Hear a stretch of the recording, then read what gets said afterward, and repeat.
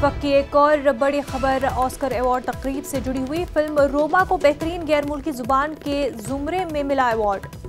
हिंदुस्तानी फिल्मसाज गनीत मोंगा को Oscar award मिला है। डॉक्यूमेंट्री शॉर्ट सब्जेक्ट के लिए पीरियड एंड ऑफ सेंटेंस को अवार्ड मिला है।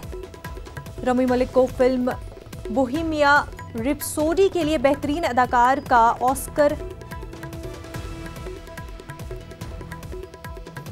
ओलिविया कोलमन को फिल्म दी फेवरेट बेहतरीन अदाकारा के लिए दिया गया ऑस्कर अवार्ड। ग्रीन बुक को बेहतरीन फिल्म के लिए ऑस्कर मिला है।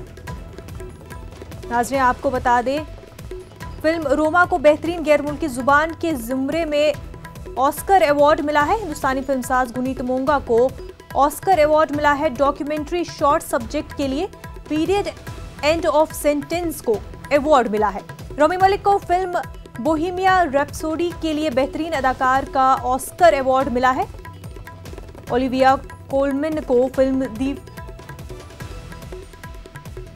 फेवरेट बेहतरीन अदाकारा के लिए अवार्ड दिया गया है। ग्रीन बुक को बेहतरीन फिल्म के लिए ऑस्कर अवार्ड मिला है।